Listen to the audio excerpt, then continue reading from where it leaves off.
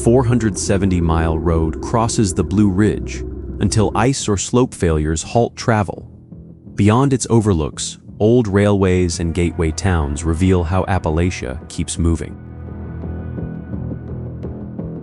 That forward pull depends on routes forced through hard terrain. Ridges block direct passage. Rivers carve narrow corridors. Roads, bridges, and railbeds hold to steep grades, while mountain towns gather where movement becomes possible. I used to think Appalachia was defined mainly by isolated peaks. Its real force lies in the chain between them. Every climb, crossing, and stop creates pressure to continue.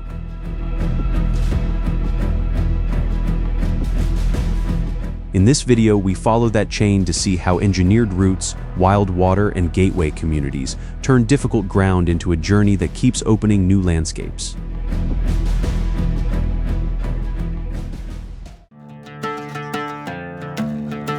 A town above 3,000 feet can change its working rhythm with the weather.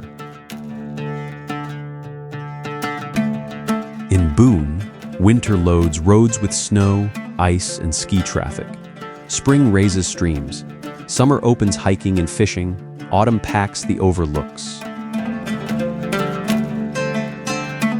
That seasonal pressure defines Boone's role. It is a switching point between compact downtown streets and the higher routes of North Carolina's high country. Appalachian State University adds a college calendar and a young workforce to an older mountain service center. Cafes, breweries, music venues, outfitters, and craft markets gain energy from that exchange. Roads climb toward the Blue Ridge Parkway, Grandfather Mountains, ski areas, waterfalls, and the headwaters of the Watauga and New Rivers. Each branch sets a different physical demand. Fog is the hard counterweight. It can erase distant views and complicate mountain driving with little warning, even while downtown remains clear. Tradition moves with the town rather than sitting behind glass. Horn in the West Stage's settlement and Revolutionary-era history, while nearby communities sustain old-time and bluegrass music. Seasonal demand supports local work, yet tightens traffic and housing pressure. Boone resets the route. Each season shifts the choice among trails, waterfalls, slopes, and rivers, then drives the journey toward different ground.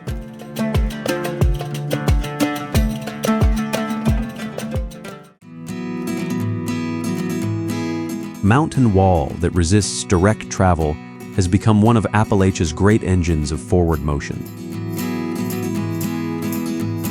The Blue Ridge Parkway runs nearly 500 miles between Shenandoah and Great Smoky Mountains National Parks, turning the eastern Appalachian front into a continuous route. The blue distance is physical, not imagined. Forest compounds react in the air, forming particles that scatter blue light. Humidity deepens the haze. But the road does more than frame a color. It links overlooks, trailheads, old farm sites, and gateway towns, so every stop creates another departure. Altitude changes the terms. Hardwood coves and rhododendron thickets give way to exposed balds, then spruce fir summits in North Carolina's highest reaches. Autumn makes that vertical structure visible. Color starts on cooler upper slopes and works downward, letting the route measure the season by elevation. Movement here is never guaranteed. Fog, heavy rain, ice, fallen trees, and slope failures can erase visibility or close the pavement with little warning. Roadside communities built livelihoods on farming, timber, rail access, and tourism. Pottery, quilting, basketry, woodworking, and string band music keep older mountain skills active. Blue Ridge sets Appalachia's opening rhythm. Every bend and trailhead drives the route toward another landscape.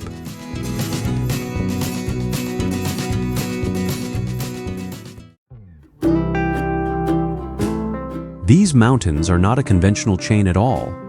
Water carved their relief from a high plateau. West of the Hudson River, streams cut the Catskills into steep cloves, ravines, swimming holes, and waterfalls.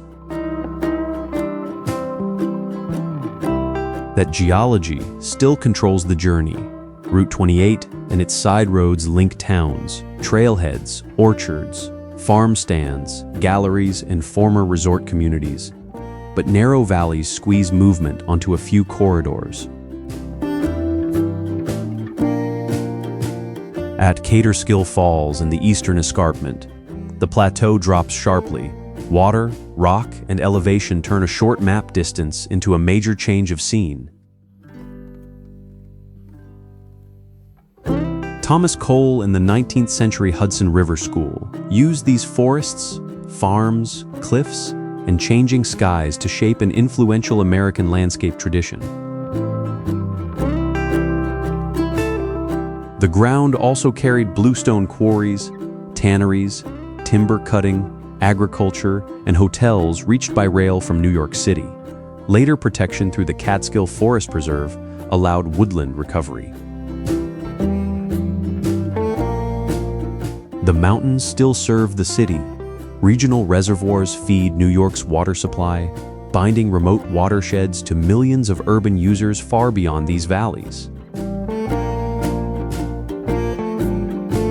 Heavy rain raises streams quickly. Winter ice closes high roads, and autumn color crowds overlooks. Under that pressure, each Catskill road leaves town, forest, waterfall, or reservoir and opens the next.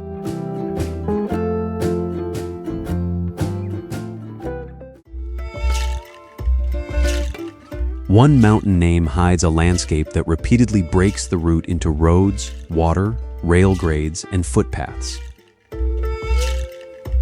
Across roughly 2,400 square miles of northeastern Pennsylvania, the Poconos spread through wooded plateaus, valleys, wetlands, lakes, and river corridors, rather than one continuous ridge. Ice-age glaciers reworked this broken terrain. They deepened basins, redirected drainage, and left boulders and waterlogged ground that now hold ponds and wetlands. The water then dictates direction. Lake Wallenpaupack concentrates boating and fishing, while the Delaware River cuts through the mountain front at the Delaware Water Gap. In Lehigh Gorge, a former railroad corridor now carries hikers, cyclists, and scenic trains beside the river. An industrial line has become an outdoor route. Season changes the route. Spring strengthens streams and waterfalls. Summer draws traffic to lakes. Autumn shifts movement onto foliage roads. Winter redirects it towards ski slopes. Small towns make those switches possible, supplying food, rooms, equipment, and artisan stops between widely separated outdoor sites. Development around popular lakes supports local work but adds traffic, runoff, shoreline disturbance, and pressure on water quality. The Poconos keep the route moving through gear changes: road, trail, water, then onward through a gateway town.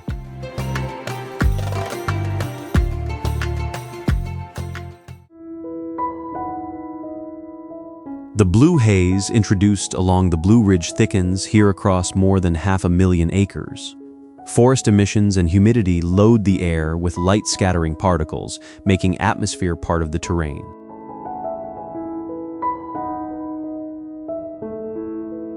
Elevation rises from low river valleys to summits above 6,000 feet. Warm hardwood coves give way to cool spruce fir forest, so every sustained climb moves into a different habitat.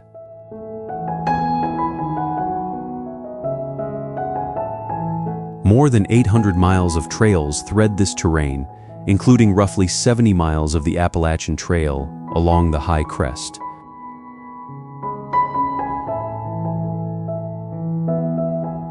Routes, wet stone, stream crossings, and repeated climbs turn even popular walks into physical work.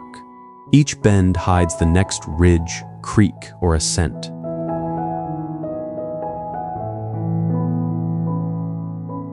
Newfound Gap Road shoulders the main drive across the range, forcing a passage between Tennessee and North Carolina. Cades Cove follows fields, cabins, churches, and roads left by communities that lived here before the park.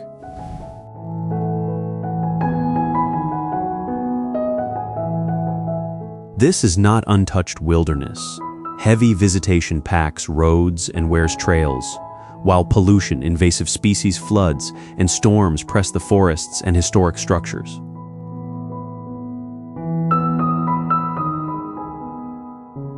The Smokies keep the route moving for one hard reason: forest, stream, and haze conceal each new landscape until the next climb reveals it.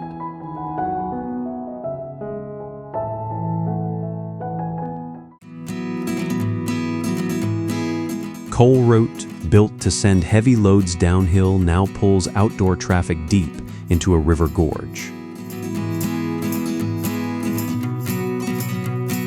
Jim Thorpe grew as Mausch Chunk, where the switchback gravity railroad moved anthracite coal before sightseeing passengers turned industrial infrastructure into an attraction. The valley sets the terms. The Lehigh River bends through a narrow floor, steep wooded slopes close in, and Victorian blocks hillside homes the Asa Packer Mansion and the former station compete for limited ground.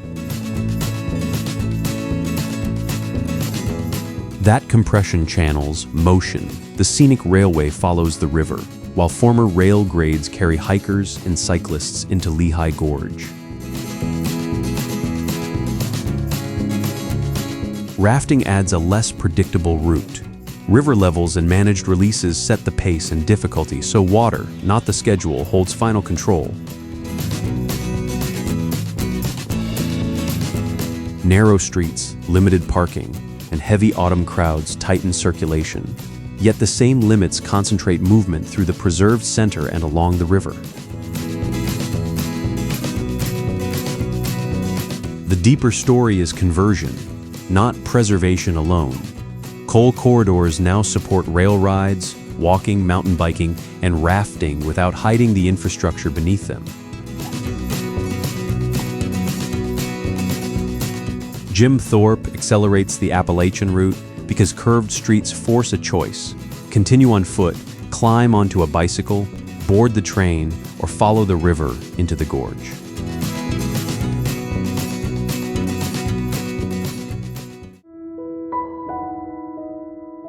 Georgia's tallest waterfall doubles as a starting line for a route that reaches far beyond the water. Amicalola Falls descends about 730 feet, and an approach trail runs roughly 8.5 miles towards Springer Mountain, the Appalachian Trail's southern terminus. The drop is not one clean plunge. Water crosses ledges and steep rock faces in stages, so the lower path, long staircase, and upper overlooks each expose a different part of the descent. Rain changes the force immediately. Sustained flow thickens the water, spray, and sound. Drier periods uncover more of the rock carrying it downhill. The staircase makes elevation physical, step after step. A road and lodge ease access to the upper area, but beside the falls, the mountain still demands effort. Beyond the busiest overlooks, the mood shifts. The forest toward Springer Mountain grows quieter, and the waterfall's concentrated force gives way to a much longer crossing. That approach is not officially part of the Appalachian Trail. It still tests long-distance hikers at once through climbing, pack weight, water management, and fast-changing weather. Amicalola pushes the route beyond a waterfall and crowded overlooks into the hard opening miles of the Appalachian Trail.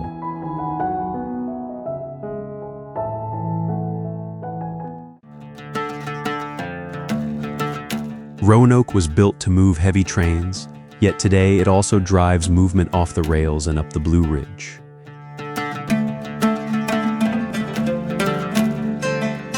The city occupies a broad valley between Blue Ridge ridges, and roads and trails connect downtown to an illuminated star nearly 90 feet tall on Mill Mountain.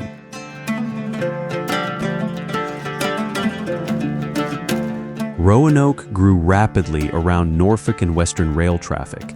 Active tracks, surviving structures, and the Transportation Museum keep that engine of growth beside the modern street grid.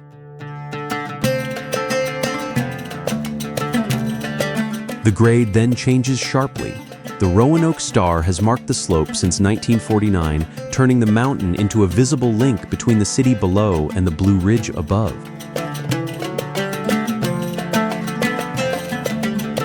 At lower elevation, the Roanoke River greenways connect neighborhoods and parks on gentler ground that gives walking and cycling a practical corridor when mountain paths demand more.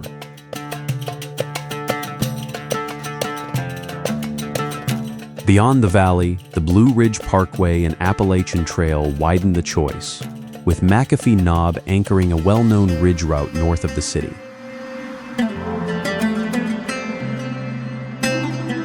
Weather and demand test those links. Fog, ice, and thunderstorms hit elevations differently, while busy weekends crowd the best-known trailheads.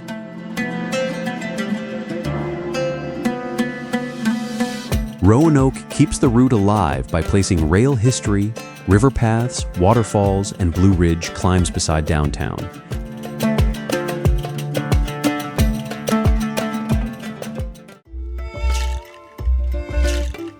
Railroad that once hauled timber through the highlands now carries footsteps and bicycle wheels, but storms and erosion still test its bridges and surface.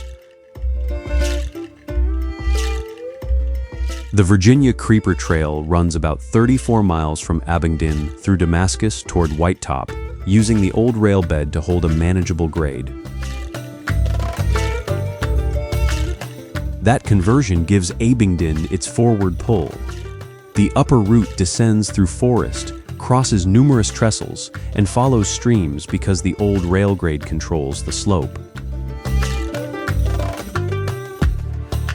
Shuttles, rentals, and repair shops now earn income from the same corridor that once moved timber, goods, and passengers. Recreation did not erase the railroad economy. It rebuilt work around motion. The lower section between Damascus and Abingdon changes the pace. Farms, woods, and rolling ground make room for walking as well as cycling. Fluting, storm damage, surface erosion, and trestle maintenance can interrupt access. Crews must keep repairing the route because a rail trail remains infrastructure, not a line drawn on a map. Abingdon's barter theater began during the Great Depression by accepting food for admission. Brick buildings and galleries extend the cultural stop. Boots and bicycle tires carry railroad history across the Appalachian Highlands. From here, the question widens: what becomes of forward motion when the mountains fall away?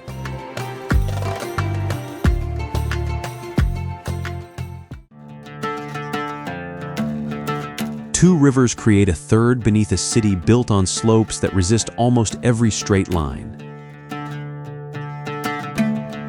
The Allegheny and Monongahela form the Ohio here, turning an Appalachian junction into a national corridor for coal, iron, and freight. Pittsburgh grew by forcing movement through narrow valleys. Mills, furnaces, rail yards, and barges crowded the riverbanks, while workers' row houses climbed the surrounding slopes. That terrain demanded hardware: bridges across water, tunnels through ridges, stairways up hillsides, and inclines lifting people between levels. The surviving Ducage and Monongahela inclines still expose the old solution. At Point State Park, the confluence sits below the downtown skyline, but active barges prevent the rivers from becoming decoration. The water still carries work.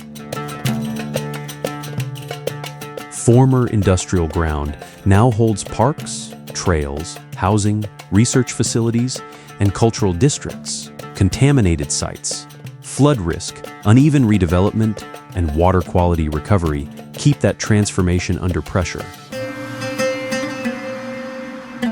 Riverfront paths connect to the Great Allegheny Passage toward Cumberland and onward to Washington, D.C. A recovery stop can therefore become another long-distance departure. New universities, hospitals, and technology have not erased the old terrain. Pittsburgh restores energy through bridges, slopes, parks, and working rivers, turning an urban pause into another passage.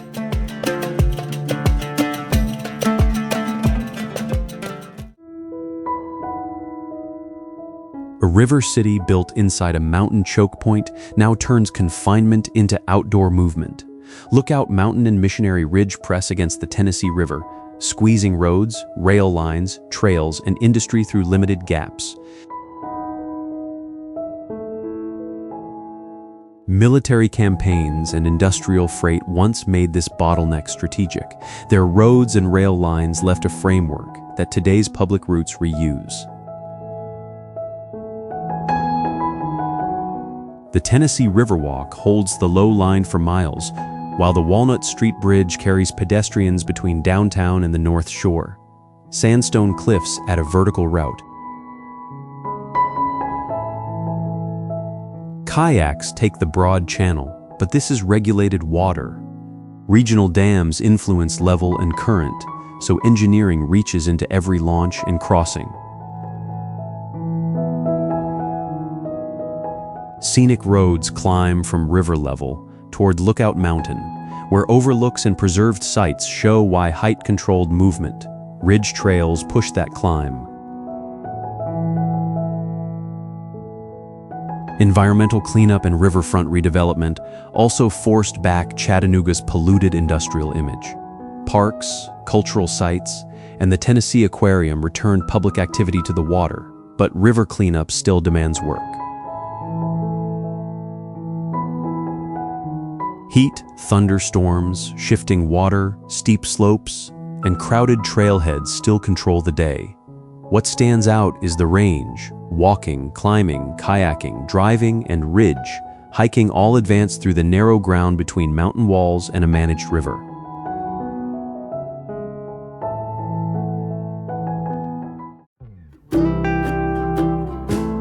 Knoxville compresses a city, a major river, and mountain-bound trails into a single crossing. South of downtown, more than 50 miles of urban wilderness trails link forests, parks, and former quarries. The Tennessee River does more than divide the map. Its bridges organize movement, while greenways hold to gentler grades along the bank. Cross south, and the ground changes fast. Ijam's Nature Center opens into woods and quarry terrain, turning an urban edge into a practical trailhead.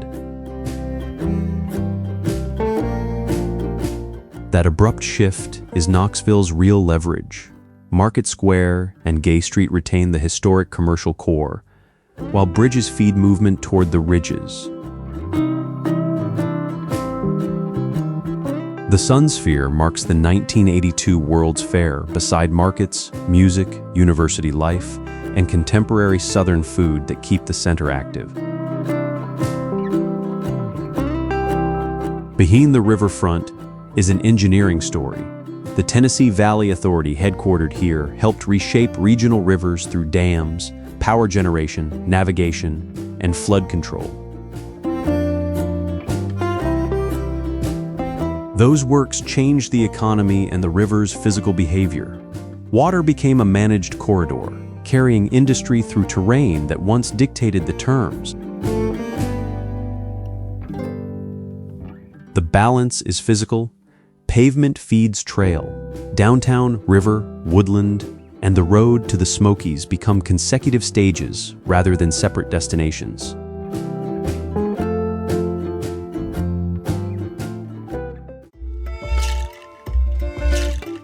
Mountain City became a creative hub partly because it could not afford to erase its past. Depression-era debt curbed widespread redevelopment, leaving downtown with a notable concentration of Art Deco buildings. Asheville sits in a basin near the French Broad River, yet mountain roads radiate outward toward the Blue Ridge Parkway, Pisgah National Forest, waterfalls, and ridges. This makes Asheville more than a pause between crossings. It gathers food, music, and craft, then sends that energy back toward mountain roads and trails. Former warehouses along the French Broad now hold studios. Ceramics, glass, textiles, painting, and metalwork turn Appalachian craft into a contemporary economy. Music makes the same exchange. Old time and bluegrass share the city with indie sounds, while farmers, brewers, and kitchens draw from surrounding counties. The Biltmore estate carries another scale of ambition. Its grounds required architects, builders, gardeners, farmers, and domestic workers, not merely one wealthy name.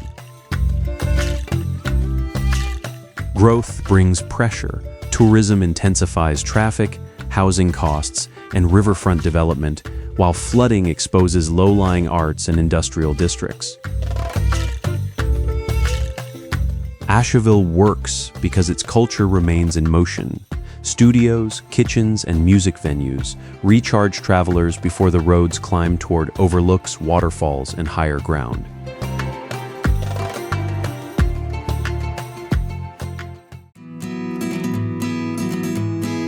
At nearly 6,700 feet, Mount Mitchell rises highest in the eastern United States, and a road reaches almost to its crown. Access can conquer the grade, it cannot force the clouds aside.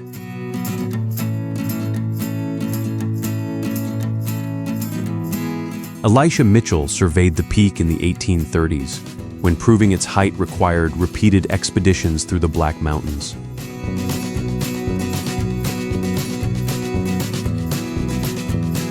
North Carolina protected the ground in 1915, creating its first state park. Today, a seasonal mountain road carries traffic close to the top. Then a short paved climb takes over.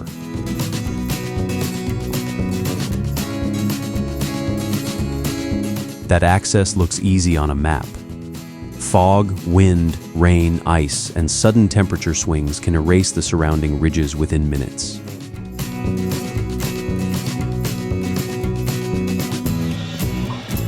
Red spruce and Fraser fir hold these upper slopes in cold, wet conditions more typical of northern latitudes. Storms, historic air pollution, and an invasive insect have damaged the forest.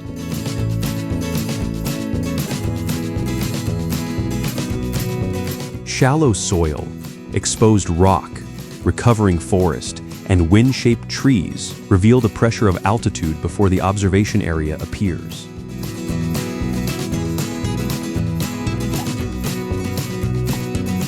When cloud lifts, parallel ridges open in every direction. Mount Mitchell makes its point. The road and footpath can conquer the grade, but weather decides whether that complete view opens at all.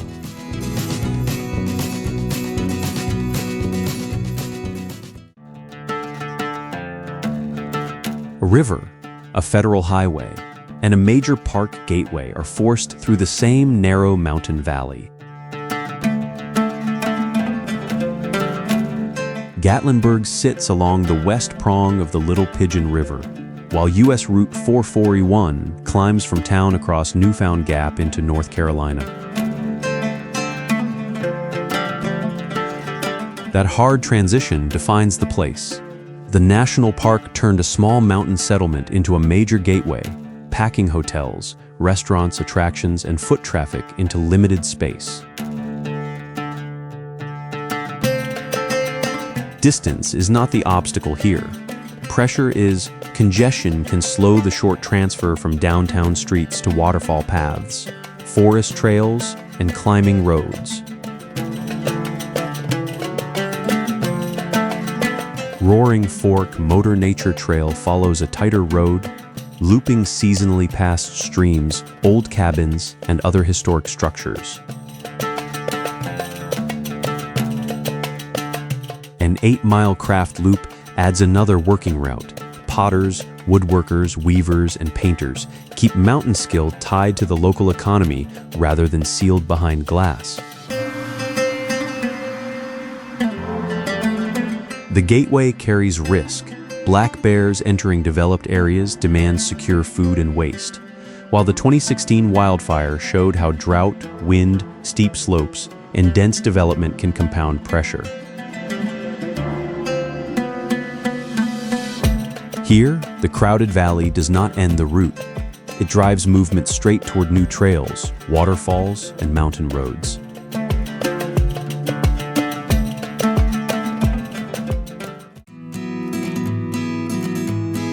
Roadside waterfall becomes within minutes, a hard descent into a gorge more than 1,400 feet deep.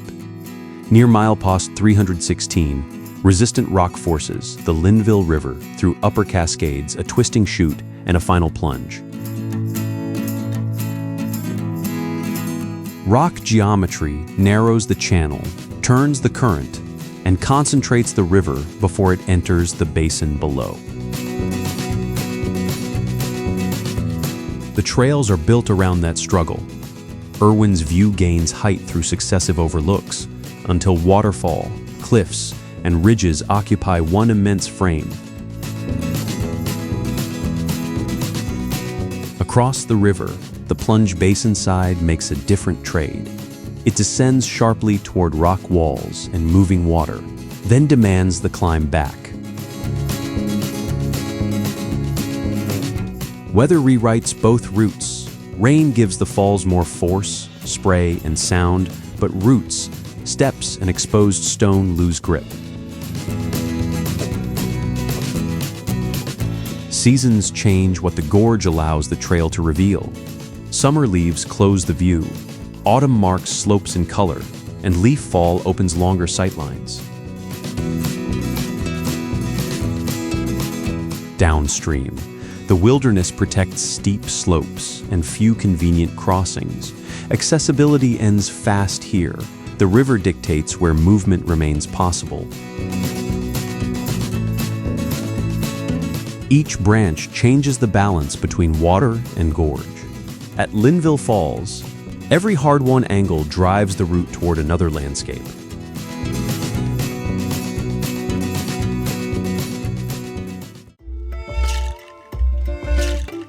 A rail-stop city now sends people into the foothills on the old rail bed itself. The Tweetsie Trail follows that former corridor for about 10 miles toward Elizabethan, holding a gentler grade for walkers and cyclists. That reuse defines Johnson City's role. The city builds a measured departure from commercial blocks into wooded cuts and former rail communities. Reused industrial buildings keep the rail history visible. Shops, cafes, university activity, and regional food make this junction useful before harder ground. Buffalo Mountain Park changes the demand quickly. Steeper paths rise close to town, trading the rail trail's gradual line for overlooks and sharper effort. Longer roads press toward Rowan Mountain and Appalachian Trail crossings, near the Tennessee-North Carolina border. Supplies and repairs gathered in Johnson City support movement into higher terrain. Old-time strings, bluegrass, gospel, and ballads move through families, churches, radio, festivals, and East Tennessee State University's cultural life. Nature sets the timetable. Summer humidity and sudden storms complicate lower trails, while winter ice tightens the margin at elevation.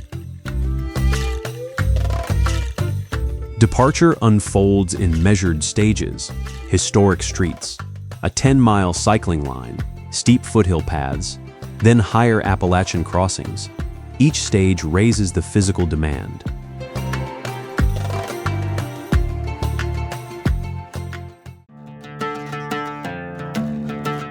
The shortest line across the Alleghenies is almost never a straight one. Across 4 states, long parallel ridges force roads and trails into repeated climbs, narrow gaps, and winding descents. The Allegheny front lifts moist air into colder ground. Fog, snow, and winter ice can turn a crossing into a test of preparation. Resistant sandstone gives the region its backbone. Rivers cut the deep valleys. Between them, headwater streams support trout, while broad forests shelter black bears and migrating birds. At Dolly Sods, exposure changes the rules. Heath, wet ground, and wind-shaped vegetation, more typical of country, farther north, hold fast on these heights. Lowing railroads and coal corridors drove deep into these forests. They bound remote towns to timber, mines, and distant markets. Woodland has returned across many slopes, but recovery is incomplete. Acid mine drainage still burdens affected watersheds, and fragmented habitat narrows the room available to wildlife. Some former rail beds and extraction roads now carry hikers instead of freight. The same grades built for removal have become routes into the backcountry. These mountains surrender little.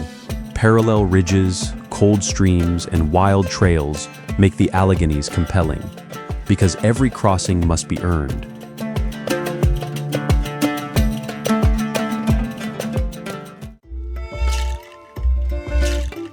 Chicago did not merely bridge its river. Engineers reversed its direction.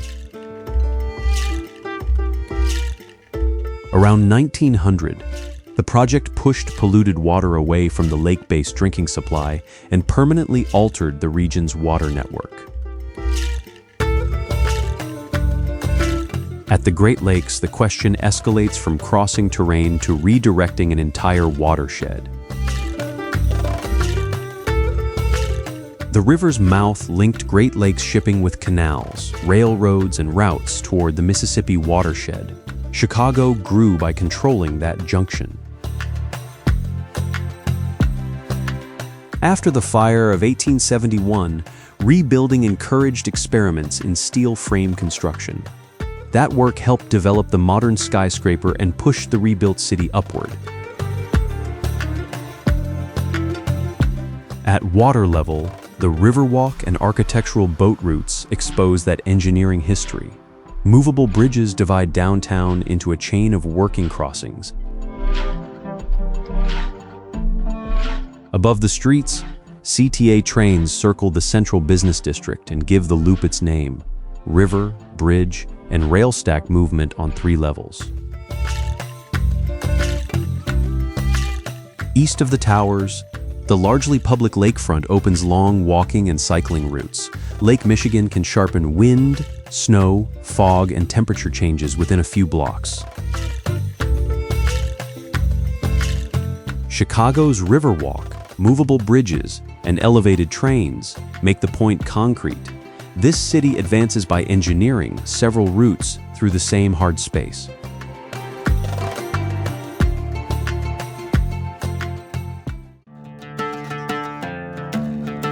City, built around a deep harbor, is repeatedly divided by dry canyons and raised mesas. Near the border, San Diego's routes cross those heights before reaching the Bay Point Loma or the Pacific. This long departure from Appalachia replaces ridges and cut rivers with Pacific bluffs, canyons, and a sheltered harbor.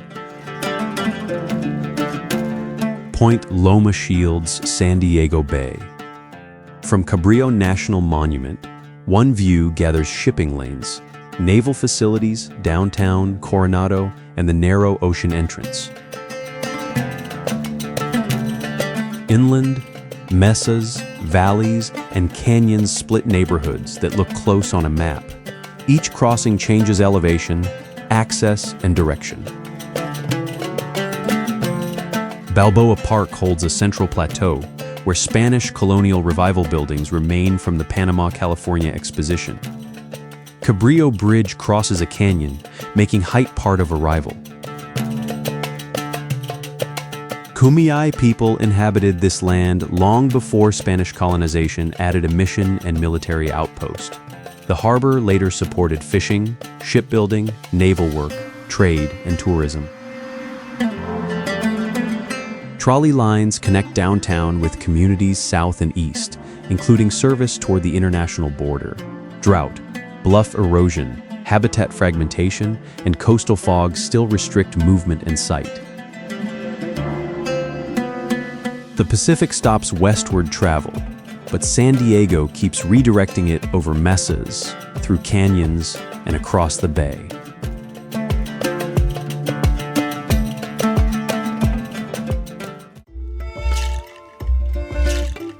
New Orleans keeps moving across ground that depends on walls, canals, and pumps to stay habitable. One route rides the St. Charles streetcar away from the river. The other follows the Mississippi levee beside ships working a powerful bend. Delta ground reverses the mountain problem. Instead of climbing over land, New Orleans must keep land above water while movement continues. The French Quarter occupies relatively high ground near the river, where Creole townhouses and ironwork galleries preserve the city's layered past.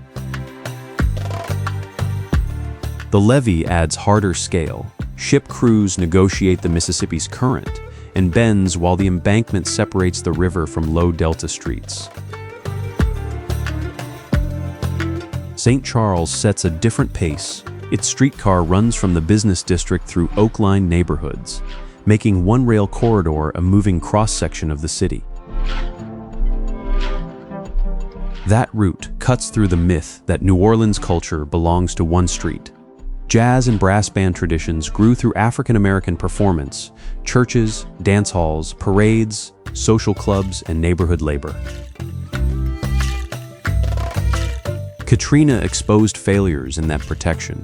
Sinking ground, wetland loss, hurricanes, and rising seas still press levees, flood walls, drains, and pumps. Streetcar steel and river traffic create New Orleans's double rhythm, each pushing the route toward a different city landscape.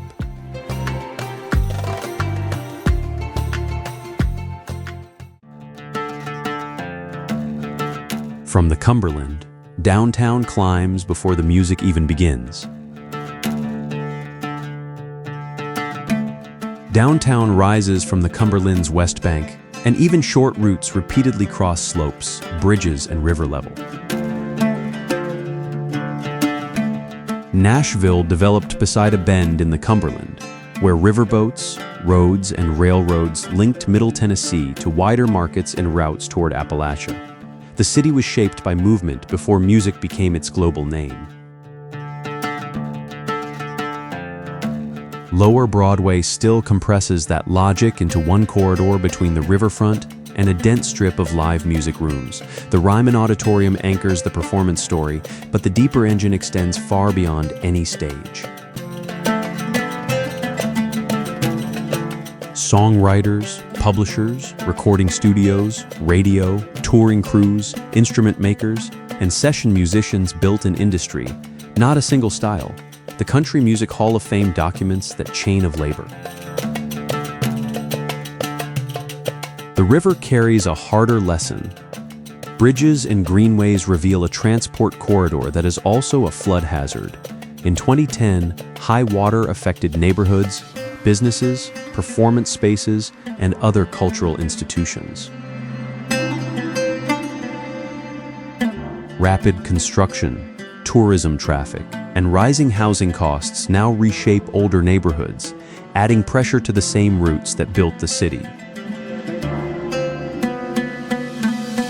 Nashville works as a hinge.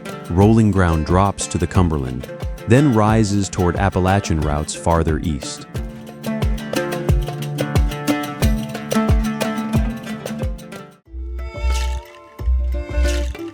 Beneath Boston's compact colonial center lies a vanished shoreline. Boston began on the Shawmut Peninsula, then landfill pushed neighborhoods into tidal flats, most visibly at Back Bay. That expansion explains the sharp break between irregular colonial streets and later avenues. Boston's difficulty lies partly beneath its feet. Tidal ground was filled, tunneled, and repeatedly remade to keep a compact city connected. The Freedom Trail makes that line literal. Its red path runs roughly 2.5 miles, linking 16 sites of colonial government, protest, revolution, and the early United States. Boston Common and the Public Garden form a green transition between the historic core and Back Bay. From there, the route shifts from foot to subway, riverbank, and harbor.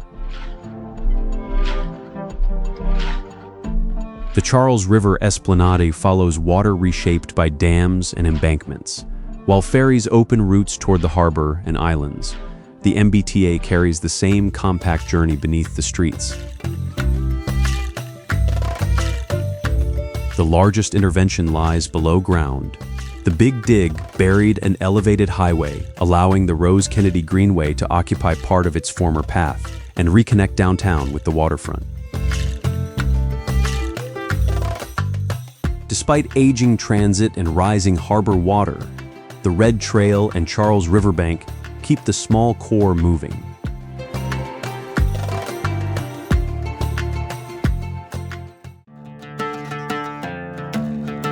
A 19th century rail station now shares its ground with a modern commuter line, while the city around it is known globally for resorts miles away. Built in the late 19th century, Church Street Station stands beside Sunrail, tying downtown to a north-south metropolitan route. Here, the mountain question enters a wider comparison. Steep grades give way to Central Florida's low inland ground, where lakes and wetlands redirect movement. Orlando is not a coastal resort. Lakes, wetlands, shallow groundwater, and limestone-shaped growth, making drainage and stormwater management essential. Lake Eola gives downtown a compact pedestrian circuit, with the Linton E. Allen Memorial Fountain at its center. Nearby, the Dr. Phillips Center anchors the Performing Arts District. The themed resorts occupy another Orlando southwest of the traditional center. Miles of suburban development separate them, so roads, buses, and planned transport carry the load. Routes extend toward the airport and convention area. Distance here is conquered not by steep grades, but by infrastructure binding scattered destinations. Nature can still halt the timetable. Summer heat, afternoon thunderstorms, lightning, and localized flooding interrupt outdoor movement quickly. Church Street and Sunrail stand out, an urban rhythm that keeps Orlando moving toward the next connection and landscape.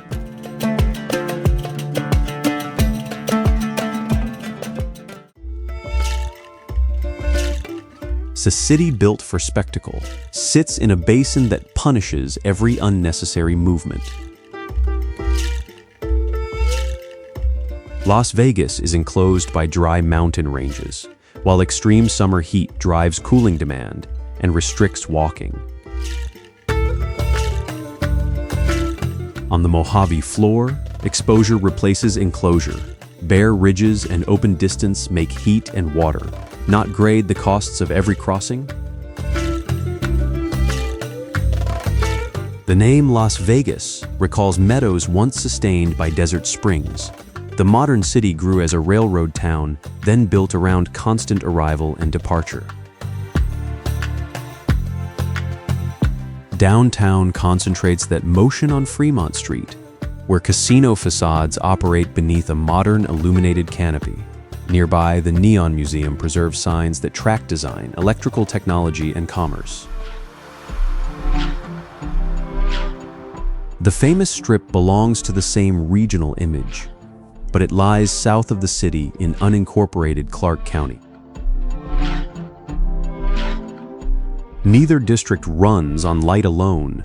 Buses, deliveries, service corridors, maintenance crews, and utility networks carry the weight behind the public display. Water sets the firmest limit. Growth relies heavily on the Colorado River, so conservation and reuse are essential.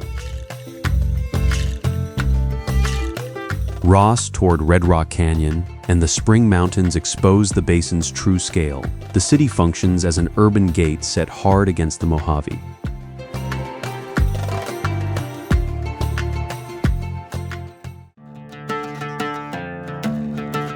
Washington's monuments appear compressed into one view, yet crossing their ceremonial ground demands miles of movement.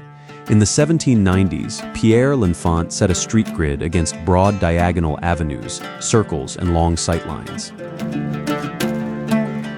That geometry turns the Capitol into a route, not a cluster of landmarks. The Capitol, Washington Monument, and Lincoln Memorial fix them all along one long ceremonial axis. Smithsonian museums offer indoor pauses along the exposed corridor, but the distance remains physical. Heat, humidity, security perimeters, demonstrations, ceremonies, and closures can redirect movement without warning. Metro, buses, and bicycle facilities carry that movement beyond the monumental core, linking civic ground with residential neighborhoods. West and south of the mall, the Potomac opens the city toward water. The Anacostia forms another corridor of parks, bridges, trails, redevelopment, and ecological restoration. Both rivers face flooding and habitat pressure. Their shorelines are not decorative edges. They are working routes that demand repair and protection. Rock Creek Park cuts a wooded north-south passage through the Capitol, setting terrain against formal avenues and stone monuments. Washington supplies a civic-scale contrast to the ridges.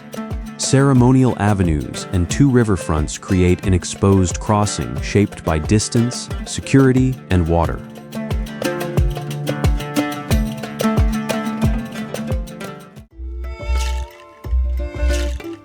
Los Angeles looks horizontal, but height, water, and distance keep breaking the route.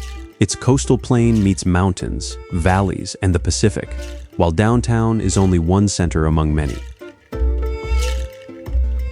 Movement becomes a chain of long transitions.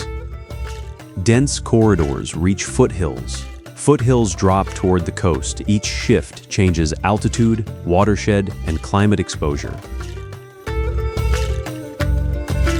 The Los Angeles River exposes the strongest intervention.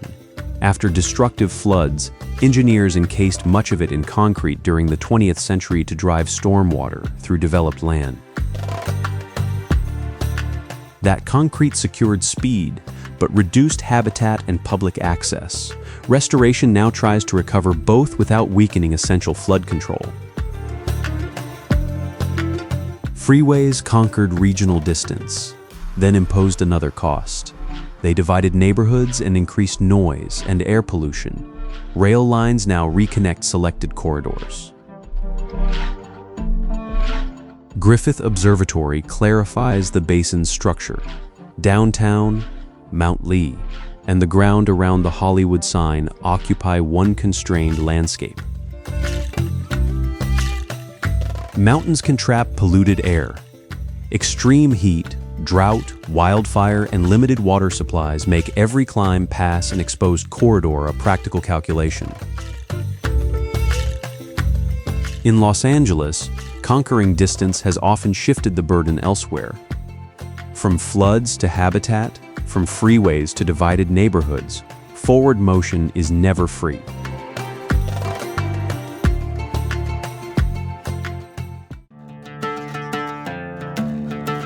At dusk, traffic crosses above while a bat colony emerges below.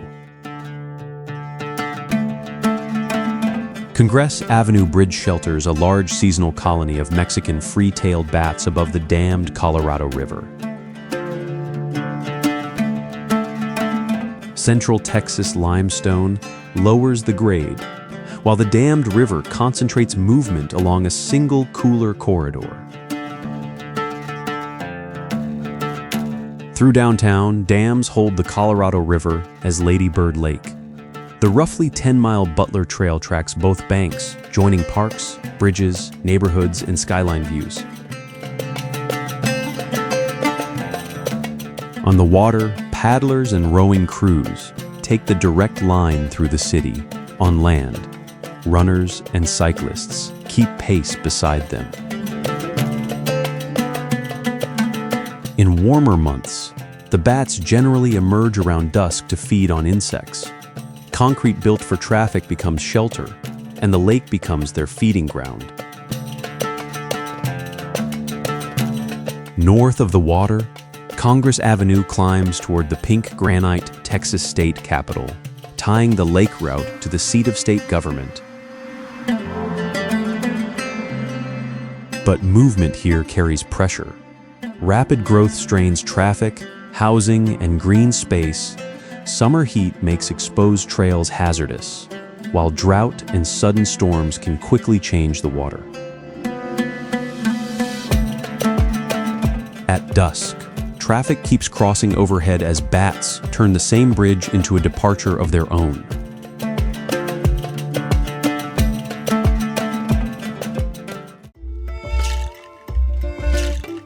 Beneath San Francisco's steepest streets, a moving cable still pulls vehicles uphill.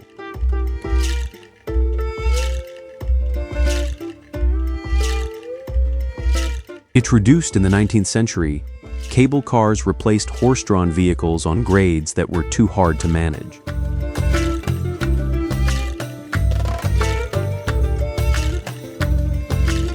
Moving cables still pull the cars uphill, while turntables and hilltop intersections reveal how tightly transport had to fit the peninsula. Each crest opens another route toward the water.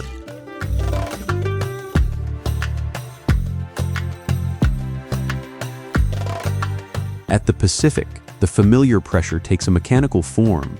Grade dictates the cable, and open water dictates the ferry transfer.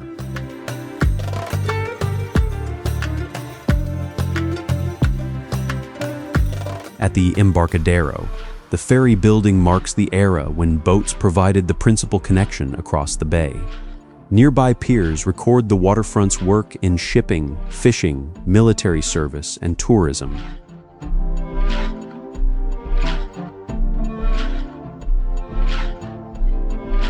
The Golden Gate Bridge extended that route across the narrow ocean entrance in 1937. Fog, wind, salt, and seismic risk keep this exposed crossing under constant watch, while hills shift sun and low cloud within short distances.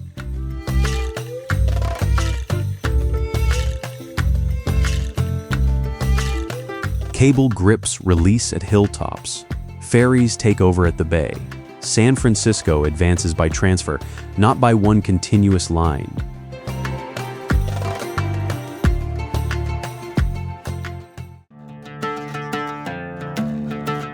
17th century street grid still controls how a modern metropolis reveals its past. William Penn plans straight blocks west from the Delaware River. Centuries later, that frame still links the historic core to civic and cultural districts. Philadelphia forms an eastern urban approach to the mountains, where movement crosses layers of growth rather than a ridge. The grid makes that line legible: Independence Hall, the Liberty Bell, old meeting houses, and narrow colonial streets occupy an ordered run of straight blocks. The diagonal Benjamin Franklin Parkway then breaks the grid, driving a ceremonial route from City Hall toward the Philadelphia Museum of Art. The Delaware and Schuylkill supported shipping, manufacturing, railroads, and working neighborhoods. Former industrial ground now carries trails, parks, and redevelopment, though access remains uneven. Row houses keep many districts dense but human-scaled. Reading Terminal Market joins immigrant food traditions, regional farming, and urban commerce under one roof. SEPTA trains, subways, trolleys, and buses extend this route beyond the historic center.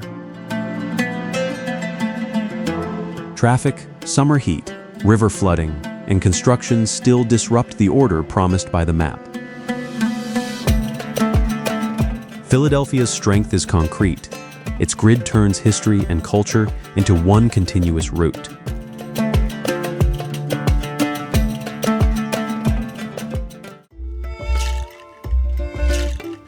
Water divides New York, yet water also keeps it moving. 5 boroughs occupy islands and mainland shores, forcing bridges, tunnels, ferries, and subway lines to carry the daily strain.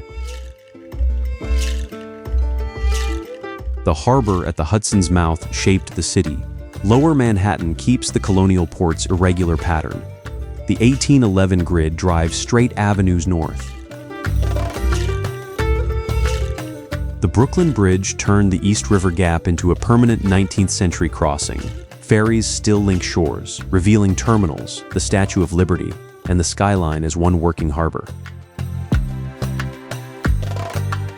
Crossing is New York's basic rhythm. Every bridge, tunnel, or ferry resets movement on another borough and shoreline. Ellis Island and waterfront neighborhoods retain the deeper record. Migration, shipping, and labor built a city around transfer. Central Park is engineered relief. Paths, reservoirs, bridges, and exposed bedrock interrupt Manhattan's density. Times Square reverses that release, compressing transit, advertising, and crowds into a few blocks. Storms, construction, heat, and aging infrastructure can break a plan. Parallel routes shift movement from rail to pavement to water. New York departs from Appalachia geographically, but not from its driving idea.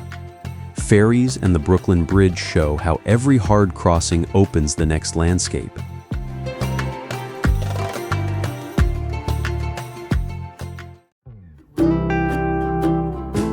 San Antonio's defining route runs below the street, yet it turns downtown into a walking corridor. The Riverwalk occupies a downtown channel where floodworks support stone paths, bridges, and boat traffic. Long before that intervention, springs, waterways, and indigenous routes shaped movement here. During the 18th century, Spanish missionaries and soldiers established communities along the San Antonio River. The Alamo was one of 5 missions. Their surviving churches and cultural landscapes now form a UNESCO World Heritage Site, binding downtown to a historical corridor. Bypass Channel helped make the Central Loop safer.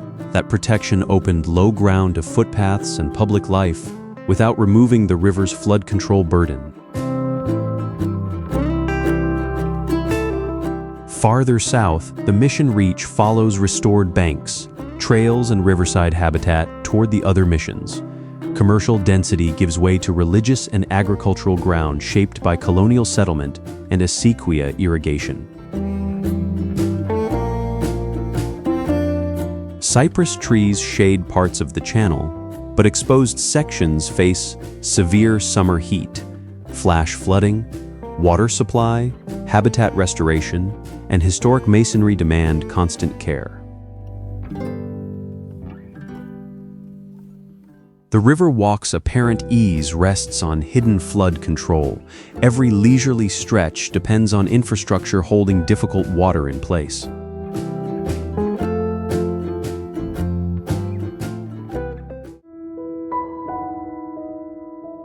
The route out of Appalachia trades steep rock walls for a city where roads must yield to water. At the mouth of the Miami River, bridges repeatedly open as boats move between inland marinas, Biscayne Bay, and the Atlantic. The test is no longer climbing but yielding. Movement continues only when roads, rails, and bridges accommodate water. Miami began at a river mouth used by Tequesta communities long before the modern skyline. Now downtown and Brickell concentrate towers and traffic beside river and bay. Here, streets cannot act alone. Causeways cross Biscayne Bay. The elevated metromover threads between towers and working bridges divide time between road traffic and passing hulls. That circulation also carries history.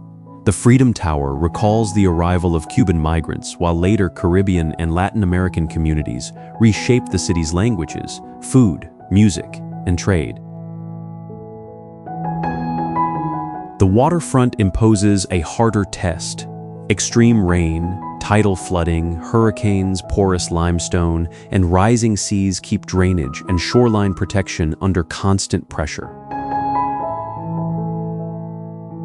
Even Visaya's formal gardens, built for a subtropical estate, remain exposed to heat, salt, and storms. Bridges lift, boats advance, and Miami makes movement around water its defining mark.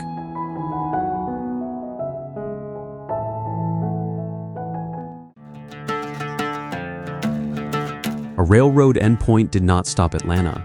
It built a city that kept expanding outward. Atlanta began as a terminus in the 1830s. Today, rail lines, interstate highways, MARTA, and the international airport bind a wide metropolis across rolling Piedmont ground. Southeast of the Appalachian Highlands, the city works as a southern gateway. Mountain routes gather here before spreading through a dense transport web. The oldest pattern is still legible. Tracks and industrial corridors drove expansion, while Civil War damage and rapid rebuilding removed much of the earliest city.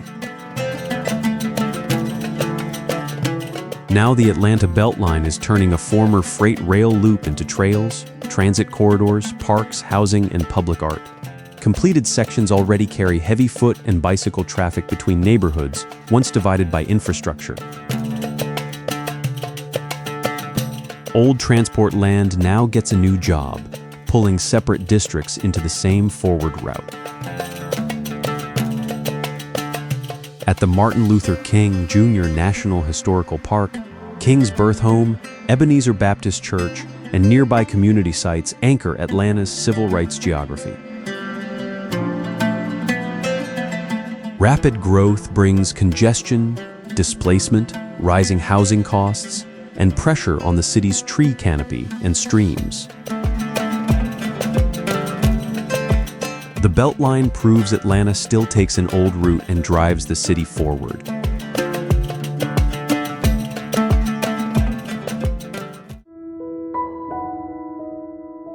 Two bodies of water squeeze a major city onto steep, glacially shaped ground. Puget Sound presses against Seattle from the west, Lake Washington from the east, while hills force streets and buildings to climb between them. Here, the pass is liquid. Public ferries must do what mountain roads did earlier, hold a dependable line across resistant ground. Ferries crossing Elliott Bay and Puget Sound carry passengers and vehicles as public transportation. They turn open water into a road with no pavement. Below downtown, the working waterfront absorbs cargo, fishing, cruise traffic, and ferry movements along one narrow edge. Its maritime rhythm begins with labor. North of the center, the Ballard Locks solve a harder division. They join saltwater Puget Sound to the freshwater Ship Canal, control unequal levels, and maintain passage for migrating salmon. Pike Place Market has held its ground near the waterfront for more than a century, packing produce sellers, fish vendors, craftspeople, and small businesses into one passage.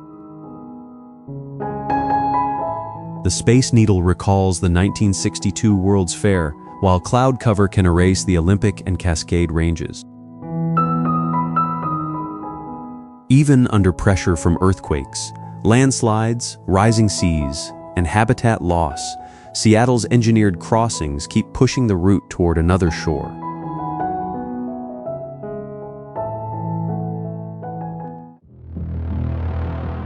Appalachia's strongest attraction is not a single summit or town.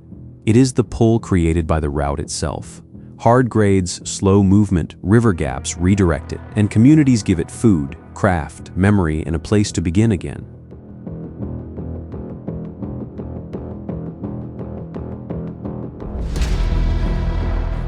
The way I see it, access here is an achievement that must be renewed. Trails erode. Bridges age, floodwater tests, river corridors. Mountain roads demand constant repair.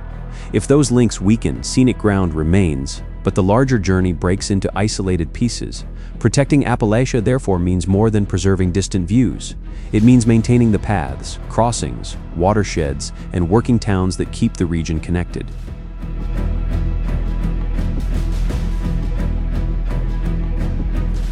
In an age of heavier weather and strained infrastructure, that network will decide who can still move through these mountains and what parts of Appalachian life can move forward with them.